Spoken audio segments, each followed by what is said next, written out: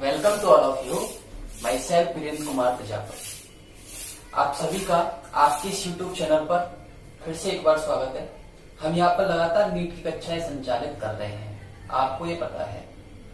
I hope आप सबकी पढ़ाई बहुत अच्छे से चल रही है। आप लगातार रूप से पढ़ाई कर रहे हैं और अपनी प्रॉब्लम्स को भी आप लगातार रूप से मुझे भेज रहे हैं, ठीक है। तो देखो दोस्तों, आपको पता है ये चैनल कुछ हद तक आपको समझाने में अभी तक कामयाब रहा है और मैं उम्मीद करता हूं कि आने वाली हर वीडियो आपके लिए काफी बेनिफिशियल होने वाली है। पिछले लेक्चर्स में हमने ब्लड को प्लाज्मा के रूप में पढ़ लिया था, ठीक है। आज की वीडियो में हम वहां से आगे कुछ पढ़ेंगे। आज हम पढ़ेंगे रेड ब्लड कार्पस्कल्स, जिन्हें हम नाम देते हैं आरबीसी। लेकिन उससे पहले दो शब्द आपके लिए। दोस्तों, एक इच्छा से कुछ नहीं बदलता, एक निर्णय से थोड़ा कुछ बदलता है और एक निश्चय से सब कुछ बदला जा सकता है।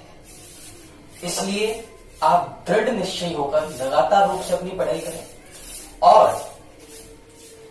जो भी विद्यार्थी नीट की तैयारी यहां से कर रहे हैं, इस वीडियो को उन लोगों तक भी आप पहुंचाएं जो नीट की तैयारी कर रहे हैं, ठीक है। चैनल को अधिक से अधिक शेयर, सब्सक्राइब और लाइक आपको करना है, बस, ठीक है। तो देखिए,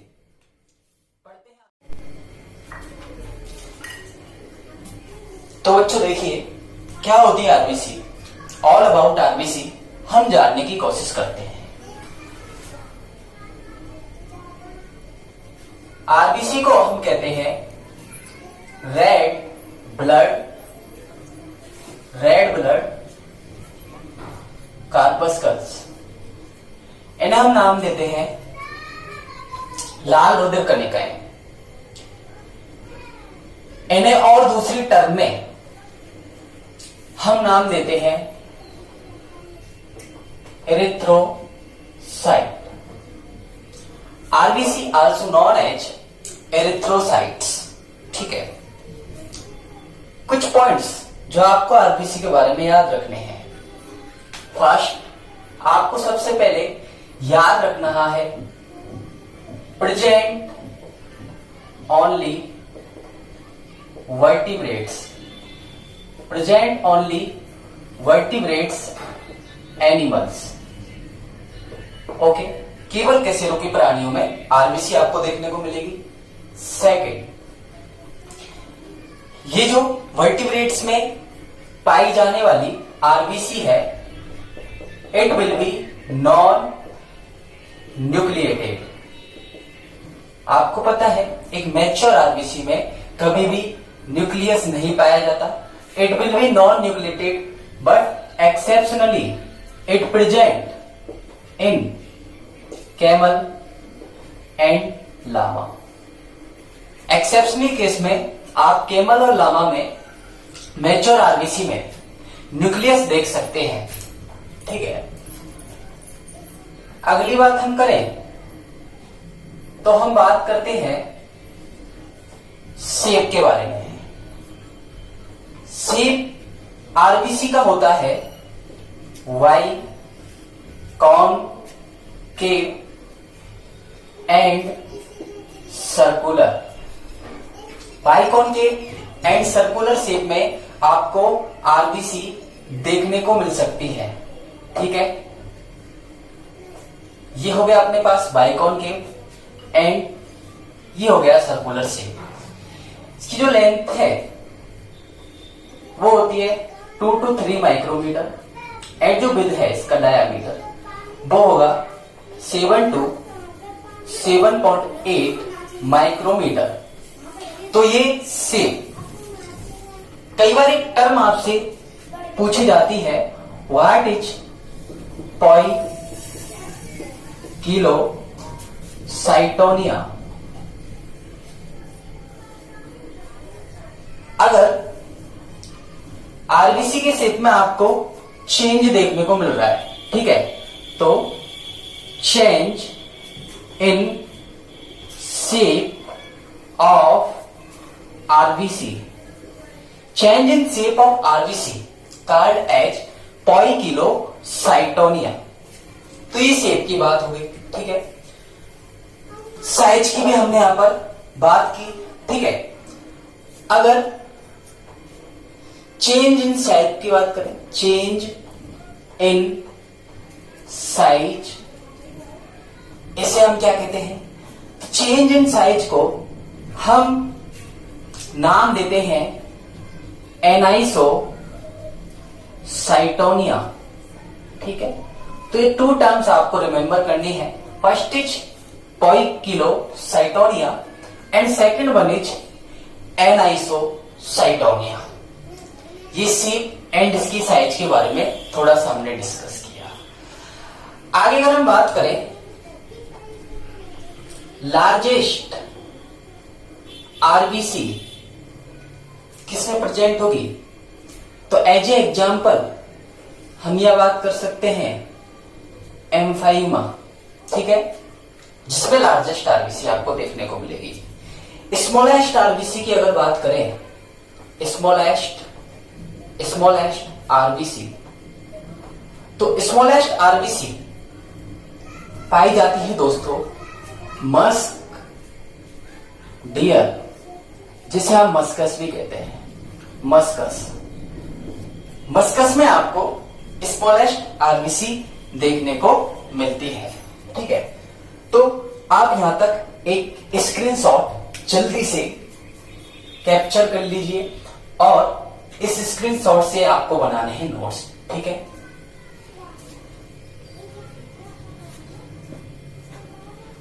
तो देखिए दोस्तों, आई होप आप सभी ने एक स्क्रीनशॉट कैप्चर कर लिया है। आगे हम चलते हैं और कुछ रिलेटेड बात करें। अब अगली बात आती है कि आरबीसी को हम काउंट कैसे करते हैं। तो देखिए, आरबीसी को हम काउंट करते हैं बाय हीमोसाइटोमीटर, ओके। तो आरबीसी की काउंटिंग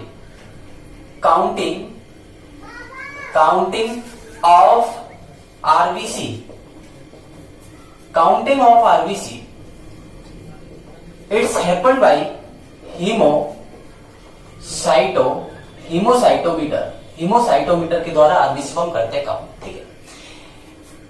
इन ए वुमेन और फीमेल केस में इसका जो नंबर रहने वाला है वो होगा 4 मिलियन पर MMQ। इन ए मेल और मैन अगर हम बात करें तो इसका जो नंबर है वो है 5.5 मिलियन पर MMQ। तो ये अपने पास दो आंकड़े यहां पर आ गए। इन केस ऑफ वुमेन 4 मिलियन पर MMQ, in case of man 5.5 million पर MMQ अपने पास आरबीसी होती है, ठीक है। दो टर्म आपको ये याद रखनी है, increase in number of RBC, RBC की संख्या को बढ़ने को हम क्या कहते हैं, तो फ्रेंड्स इसे कहते हैं हम पॉलीसाइथोमिया, ओके। एंड अगला टर्म है अपने पास decrease in number of RBC, it's called as anaemia, okay. Increase in number of RBC called as polycythaemia and decrease in number of RBC called as anemia. There are various types of anemia. Firstly, we discuss about nutritional anemia. What is nutritional anemia? In case of nutritional anemia, be lacks of iron. Okay, lacks of iron, deficiency of iron, okay, deficiency of iron called as nutritional anaemia, आयरन की कमी के कारण अपने पास हो जाता है nutritional anaemia. Second is pernicious anaemia. What is pernicious anaemia? It's means deficiency of vitamin B12 called as pernicious anemia. Third one is macrocystic anemia. What is macrocystic anemia? Macrocystic anemia, deficiency of folic acid, deficiency of folic acid called as macrocystic anemia. And in this macrocystic anemia RBC increase in size, ठीक है, then RBC increase also in size. RBC का जो size है वो भी यहां पर आपको इंक्रीज देखने को मिलेगा due to deficiency of this folic acid. Fourth is aplastic anaemia. What is aplastic anaemia? Due to deficiency, और देखो होगा क्या, अपने पास होती है bone marrow. Okay, suppose that bone marrow का अपने पास जो फॉर्मेशन है, जो बोन मैरो है वो अपने पास हो गई नष्ट। ठीक है, बोन मैरो अगर नष्ट हो गई तो ये क्लियर सी बात है कि अपने पास आरबीसी फॉर्मेशन नहीं होगा। बोन मैरो की नष्ट होने के कारण आरबीसी का फॉर्मेशन नहीं होगा। It's condition called as aplastic anaemia. Okay, 5 is hemolytic anemia. There are 4 types of anemia, and 5 is number 5. 5 is hemolytic. Hemolytic में क्या होगा, आरबीसी अधिक संख्या में नष्ट हो जाएगी, जैसे कि मलेरिया। ठीक है, तो deficiency of RBC in more number, deficiency of RBC in more number called as hemolytic anemia. As an example, we takes this disease properly. It's malaria. Malaria में लगातार रूप से आरबीसी की कमी होगी, आरबीसी की कमी होगी, एनीमिया की कंडीशन आ जाती है। इसे हम कहते हैं हीमोलाइटिक एनीमिया। तो एक टाइप्स की एनीमिया को मैं आगे आपको बता रहा हूं, फिर से आपको एक स्क्रीनशॉट लेना है जिससे आपके प्रॉपर नोट्स बन सके। Do it.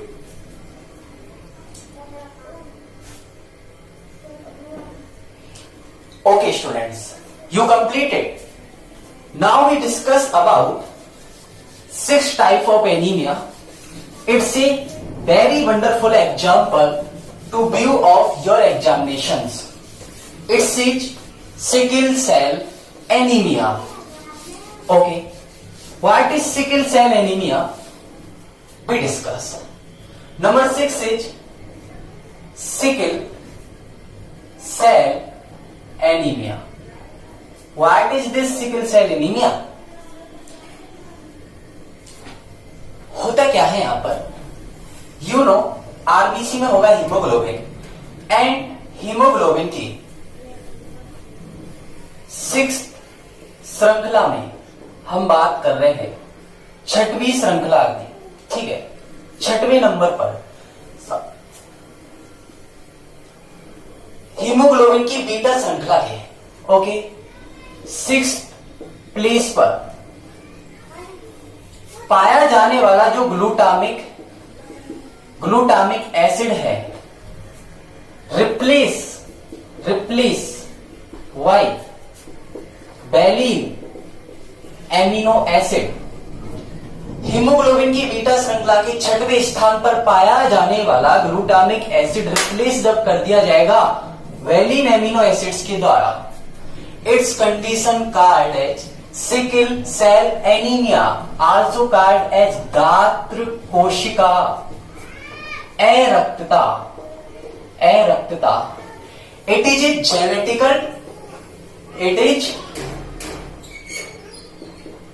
Genetically disorder. ये एक आनुवंशिक रोग होता है जिसमें क्लियर सी बात आपको याद रखनी है, आरबीसी का आकार यहां पर हो जाएगा हसियाकार। आरबीसी का आकार अगर हसियाकार हो गया तो ब्लड की सीधी सी बात है कमी हो जाएगी, ठीक है। तो इस टाइप के एनीमिया को हम नाम देते हैं sickle cell anaemia. Okay students, आगे हम डिस्कस करने जा रहे हैं स्ट्रक्चर ऑफ आरबीसी, ठीक है। तो हम पढ़ने जा रहे हैं structure of A proper RBC. RBC की संरचना के बारे में हम पढ़ने जा रहे हैं। फर्स्ट पॉइंट आपको याद रखना है, यहां एक मेम्ब्रेन की मैं बात कर रहा हूं, that was Donnan's membrane. What is Donnan's membrane? तो देखिए, ए मेम्ब्रेन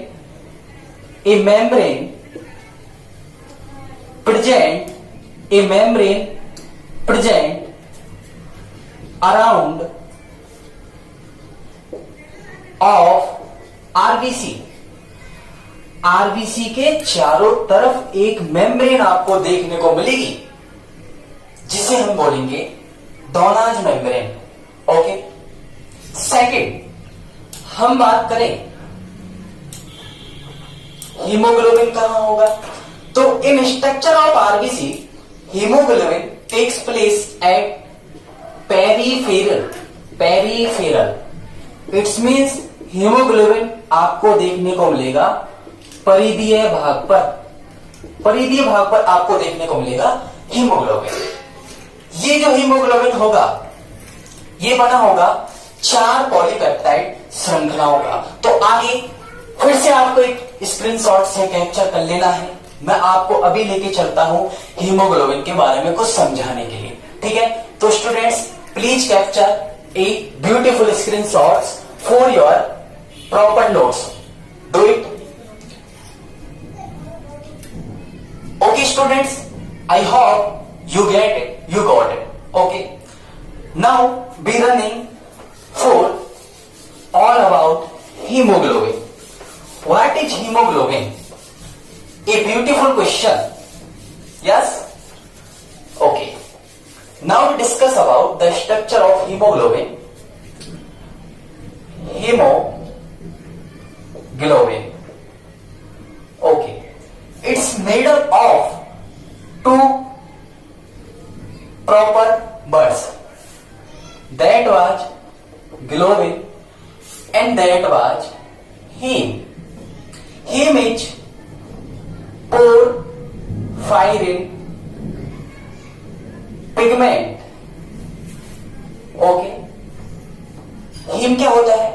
आयरन से रिलेटेड हम बात कर रहे हैं। That was porphyrin pigment. It's made up of glycine amino acid. Okay, remember it students, it is porphyrin pigment, it is made up of glycine amino acid. What is globin? It is a protein. What is it? Is a protein made up by 4 polypeptide chains. Okay, here 4 polypeptide chains, 2 presents are alpha and 2 presents are beta chains, beta polypeptide chains.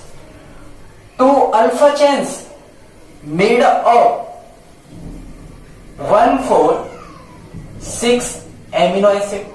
Okay, and 2 beta chains 1,4,1 amino acids. Okay students, please listen that we have two types of chains here. 2 alpha chains made up of 141 amino acids, 141 amino acids, and 2 beta chains are made up of 146 amino acids. एक normally हम बात करें तो in case of foetal haemoglobin की अगर हम बात करें, here present 2 alpha and 2 gamma. तो गामा पॉलीपेप्टाइड चेन से सेम रहने वाली है, अल्फा पॉलीपेप्टाइड चेन से सेम रहने वाली है, but 2 gamma polypeptide chains are made up of 37 amino acids. It's about hemoglobin. Measurement of hemoglobin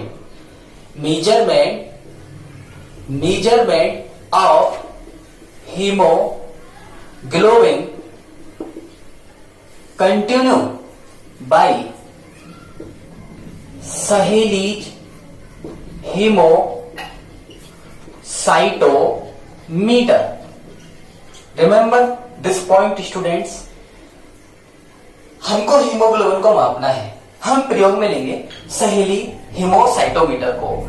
normal value की हम बात कर लेते हैं. Normal value of haemoglobin in case of male it will be 15.5 plus minus 2 gram percent, and in case of female it will be 14 plus minus 2 gram percentage. ये एक normal value हमने अपने पास आ गई हीमोग्लोबिन. तो फिर से आपको क्या करना है स्टूडेंट्स, आपको अच्छे से पता है. Please capture a beautiful screenshot to make your notes very nice. Okay,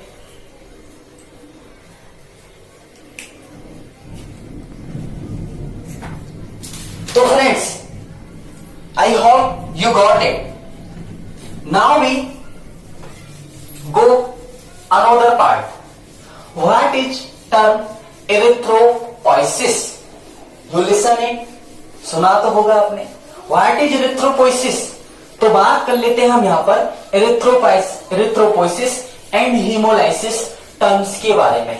okay, now we go to erythropoiesis. What is erythropoiesis? Erythropoiesis means formation of RBC, formation of RBC called as erythropoiesis. अब हम उन organs को यहां पर देखने वाले हैं जहां फॉर्मेशन होगा RBC का. फर्स्टली अगर हम बात करें तो फर्स्टली सबसे पहले जो अपने पास ऑर्गन होगा वो होगा यॉर्क सैक, पीताकोष. ठीक है, यॉर्क सैक. सेकंड होगा अपने पास स्प्लीन, एंड थर्ड होगा अपने पास लिवर, एंड फोर्थ होगा रेड बोन मैरो. ओके, तो फ्रेंड्स को आप समझ लेना, आपको क्वेश्चन कंफ्यूज कर सकते हैं. Okay, these 3 organs produce RBC in embryonic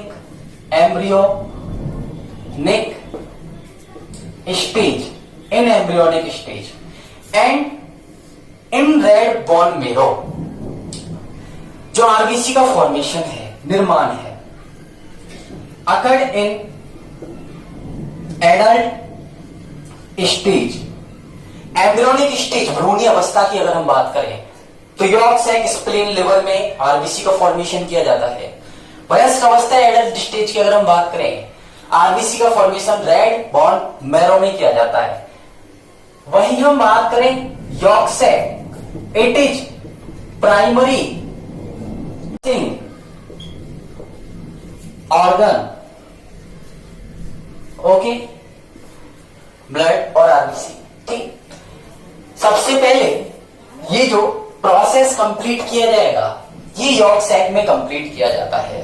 okay friends, तो हमने अभी यहां पर देखा कि कैसे रेड ब्लड कॉर्पस्कल्स, जिन्हें हम आरबीसी कहते हैं, वो इरिथ्रोपोइसिस में हेल्प कर रही हैं।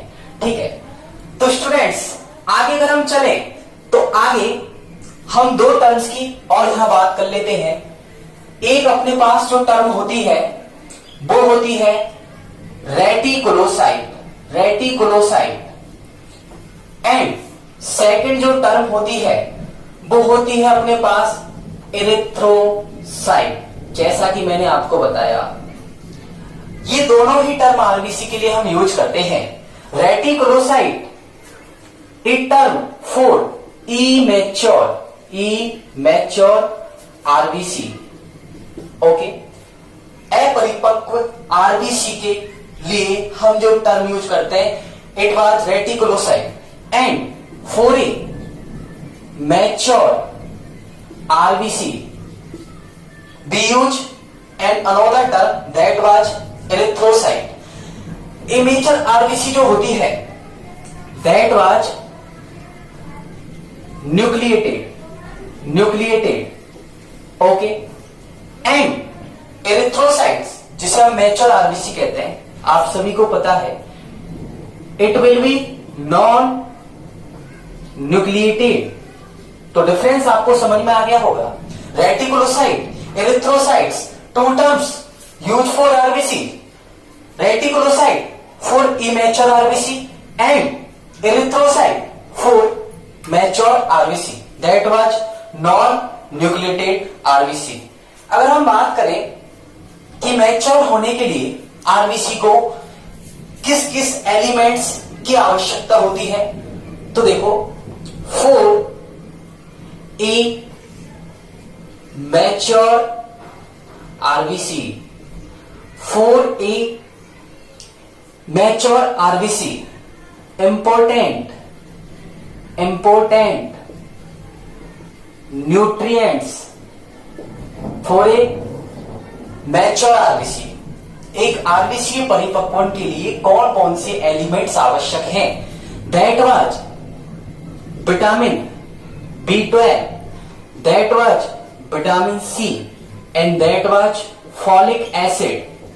ये वो एलिमेंट्स हैं, vitamin B12, vitamin C, vitamin, folic acids, ये वो न्यूट्रिएंट्स हैं जो अपने को एक मैच्योर आरबीसी के लिए चाहिए होते हैं। ओके, फिर से एक सुंदर सा स्क्रीनशॉट आप कैप्चर कीजिए for your proper notes.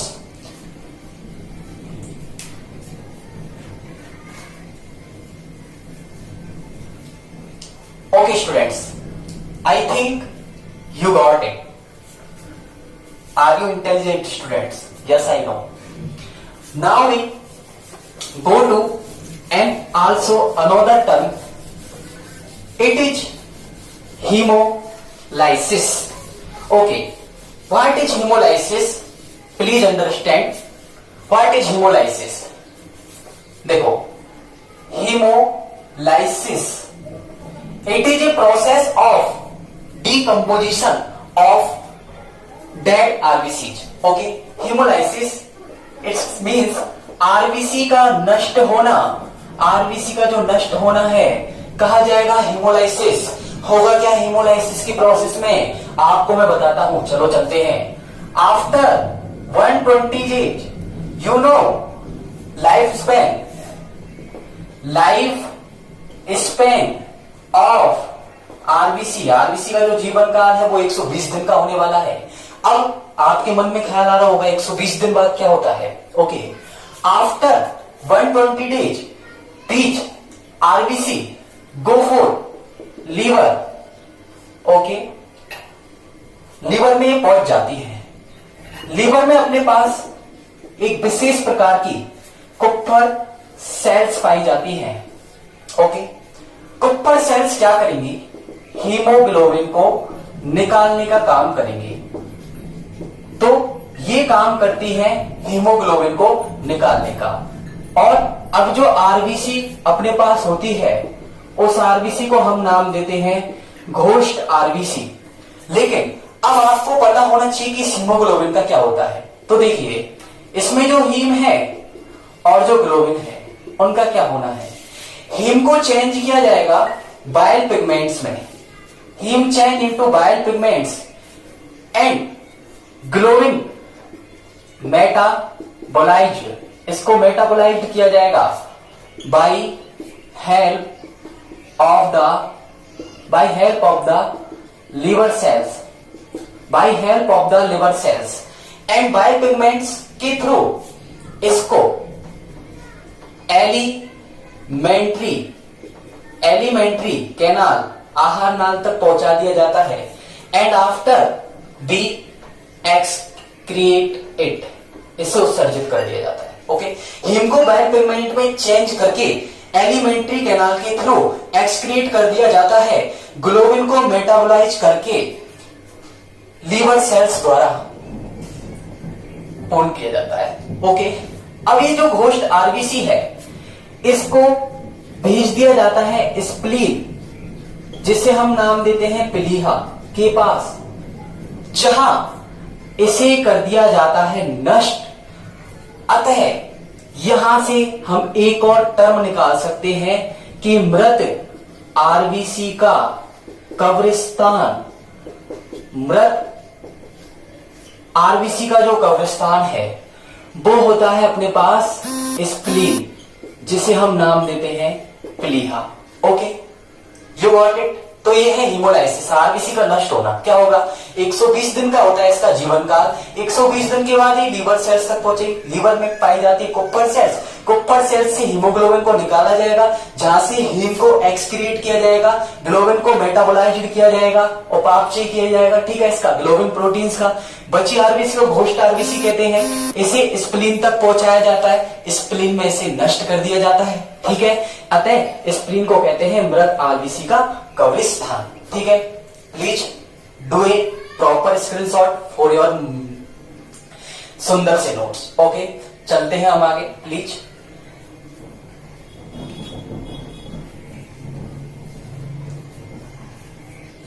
I hope you got it.